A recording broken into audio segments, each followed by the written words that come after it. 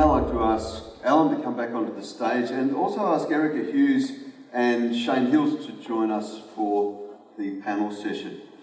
Now, firstly, Erica, with Erica's extensive background of sales, business development, marketing and management within corporate marketing and specialised business units, she was well versed to take on her role as marketing director in 2001 at Integra Systems. Integra manufacture and supply metal products and components capitalising on state-of-the-art engineering and technological expertise within their manufacturing plant in Broadmeadows. Through Erica's vision and leadership, Integra is recognised within the market for its positive contribution to Australian manufacturing and for its leadership in innovation and product development for its clients. Welcome, Erica.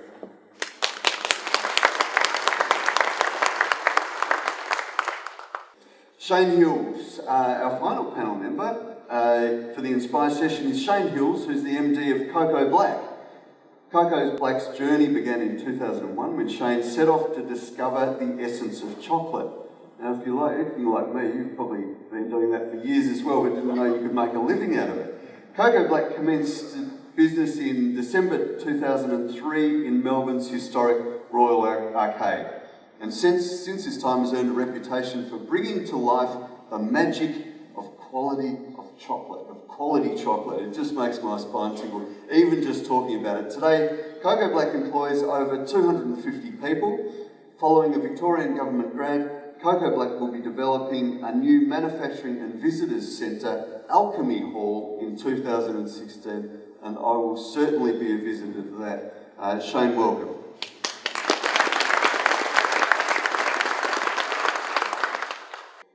Now, Erica, you, like I, am a marathon runner. I've only run one. I think you've run quite a few more than I have. I think there's a lot of parallels between running a race and running a manufacturing business. What are your thoughts? Do you think there are?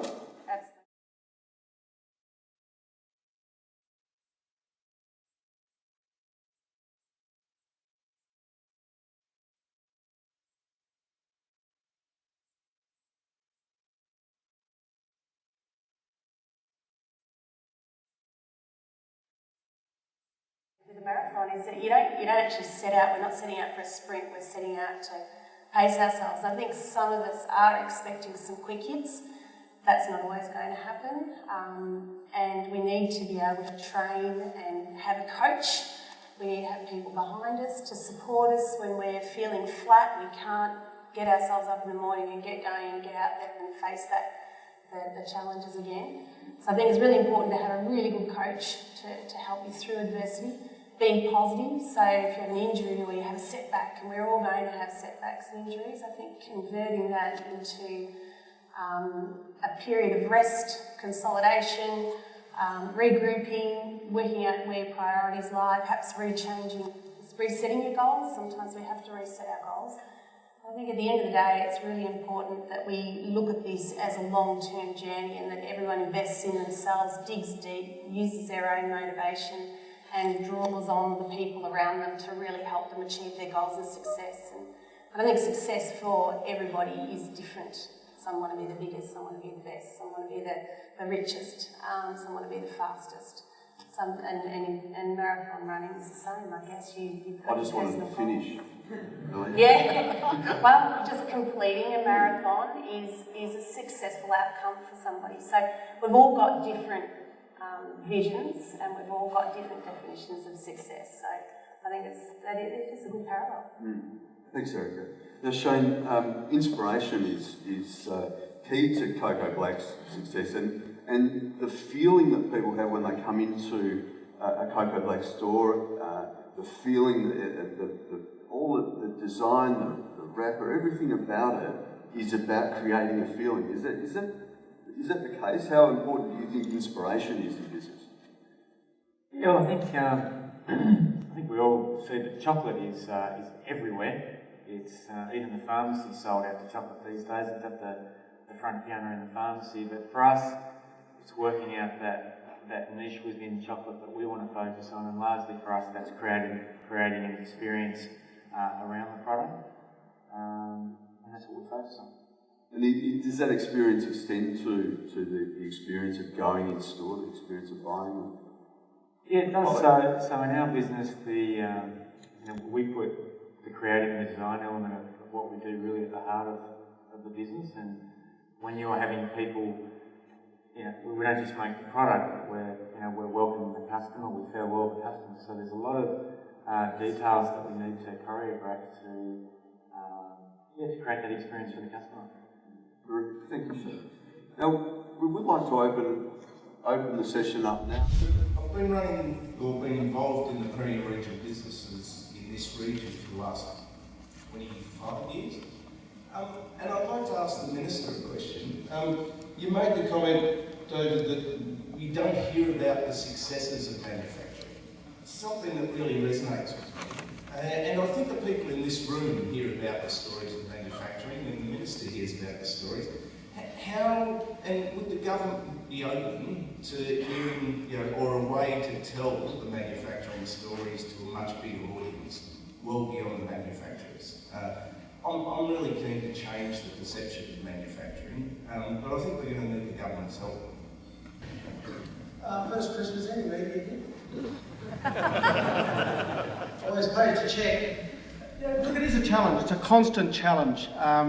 Getting the message out, talking about those positive stories. We had the manufacturing awards, as we do every year, to highlight and showcase our manufacturers and the successes. And we took out full-page ads in all the media to showcase those, but you're a bit limited how often you can do that.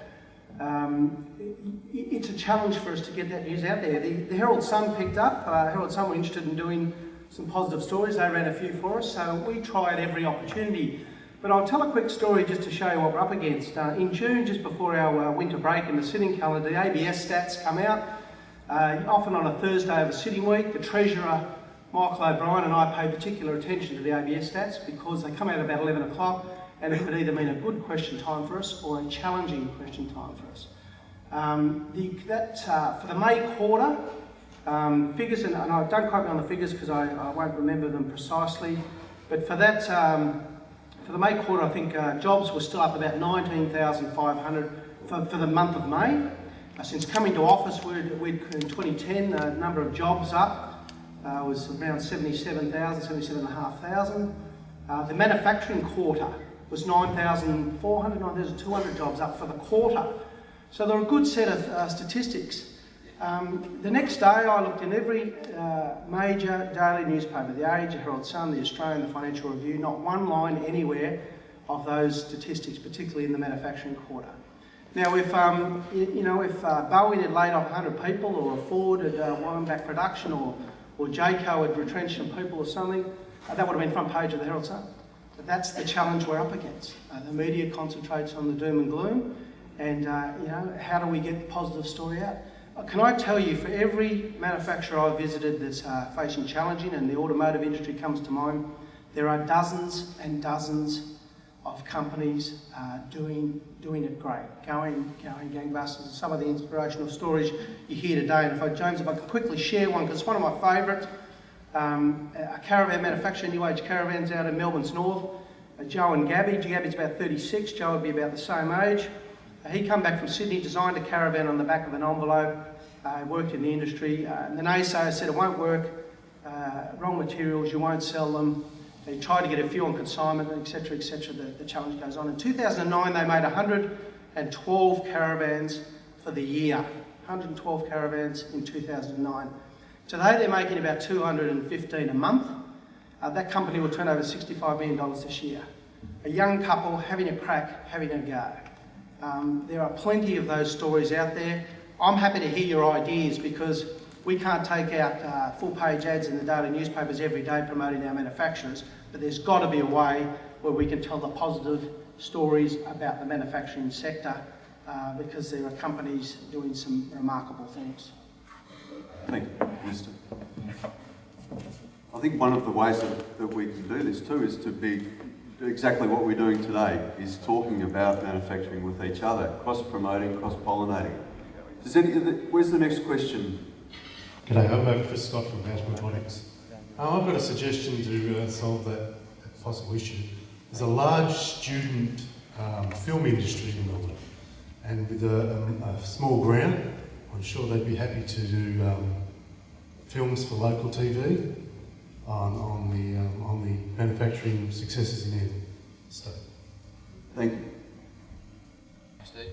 Mel Clark here. I'm actually with ICN, but I do have a general question for all the participants there. How important is developing, owning, protecting all the intellectual property associated with your firms? Because in the work that I've been doing, a lot of firms don't have any intellectual property, don't even mention their trade names. So I'd like to get some response back on that. We only have one patent in our company for a product which I think is so complicated and difficult to replicate, no one would ever follow us down that path. So it probably has been quite a waste of money to do that.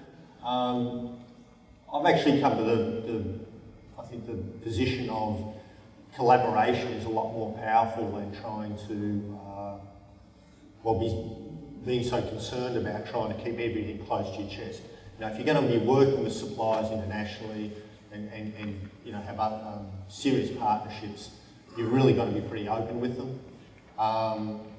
Yes, you risk having your product copied. You know, it's a risk we're prepared to take, but as I say, most of our intellectual property is embedded in the know-how and the knowledge and the tools and the recipes, if you like, of how we actually go about doing it. And because we operate in an industry where we're competing with much larger multinationals, one of our competitive advantages is just being able to build to order in small volume. They can't follow us down that path, nor do they want to. It's just too small. Thank you. Do we have another question? Yes, sir.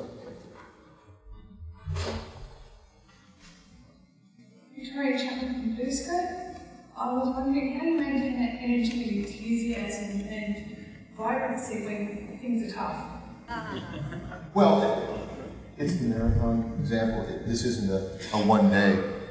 And as business leaders, if you're walking around your factory with a dour face, with no energy, and being negative, that is going to be so infectious. That is going to be so infectious, you are going to kill the mood in your site. And every time you go out to a networking opportunity, you're negative, nobody wants to come back and talk to you. You've got to have a positivity about you and just absolutely believe what happens to you today is not the world. It's just something that's happened today. You have to be able to box that up, put it to the side, and keep dealing with your everyday issues and helping people, empowering people to do more, and bringing new people, bringing young people into the organization. If you're not bringing in students, if you don't have people coming in and doing work experience and doing internships and doing those things, all of that also brings energy into the business. So you've just got to be out there, and it seems I don't know, you just got to stay positive, especially as a business leader, because it will affect your whole organization one way or the other.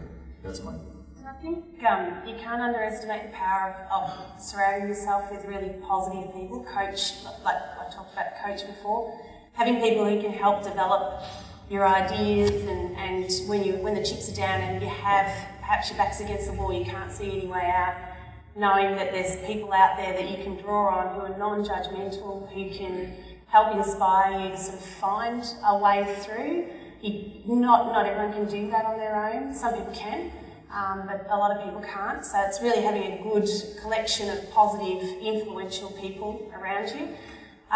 Going out and seeing other organisations and how other businesses operate. I went out and saw Jeff's organisation the other day. Alan, we went and visited Alan's operation, Bruce from Lovett.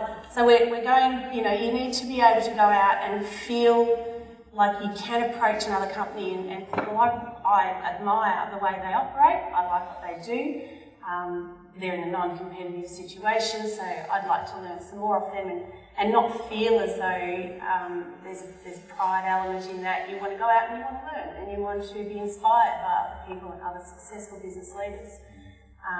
And funnily enough, everyone wants to share with you. That collaboration is often talked about, but a lot of people don't do it. But they want to do it, and I think we need to break down that walls, and that's where a lot of inspiration comes from, is collaboration, learning from each other.